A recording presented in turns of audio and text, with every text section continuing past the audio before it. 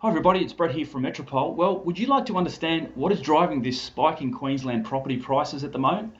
For nearly a decade now, commentators have been, taunting and teasing us Queenslanders with a multitude of it's time factors and headlines. Unfortunately, it's never eventuated throughout the last decade.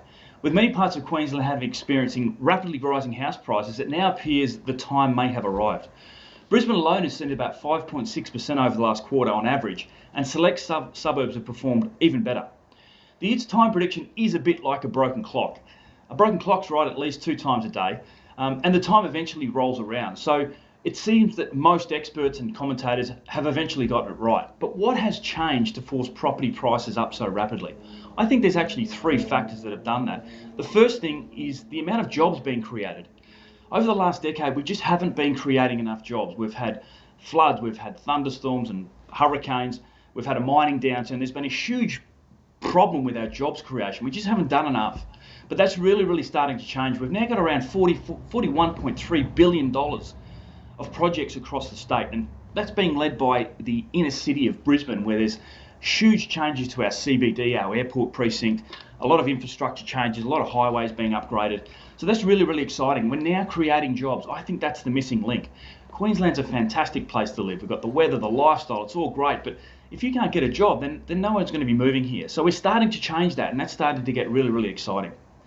The second thing I see is affordability, and that's been a factor for a while now. People have been touting that, but we're now at the point where people are starting to make a change. The big change here is the average house price compared to what people are paying on their mortgage. At the moment, in the southern capitals in Sydney and Melbourne, you're paying around 85 to 90% of your mortgage, of your income on a mortgage and a mortgage repayment. And that's huge. There's not a lot of disposable income there. In Queensland though, it's only really around 69, 70%.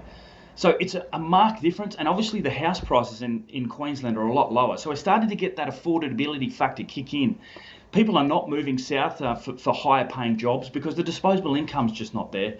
And people are finally moving up to Brisbane for lifestyle benefits, and they're paying less on their mortgage. There was a joke going around there for a while that you could probably buy 2 properties in Queensland for 1 property in Melbourne or Sydney. So that's got to the point where people are now making a move. The third thing, and it was an X factor, is COVID-19. 12 months ago, we were going to lose 40% of our house prices, but today it's actually been a benefit for the property market. People have had time to reflect and understand what they'd like to do. And the other thing is we've had a period of enforced savings where people have had to save. They haven't been able to travel or go overseas and things like that. So they're redirecting, they're paying down debt, they're saving, and to be honest, they're buying houses, boats and cars. So it's a bit of a perfect storm there, guys. We've got the jobs finally being created. That affordability factor is starting to kick in and people are moving to Brisbane. And finally, that COVID-19. We've had about 30,000 people in the last 12 months move up from our southern capitals.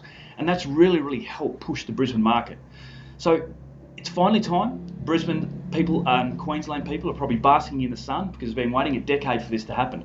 So there's some key factors there. I don't see this changing anytime soon. I think it's going to be a really strong decade for Brisbane, particularly at the start. And if we do get the Olympics towards the end, that could certainly ramp things up again as well.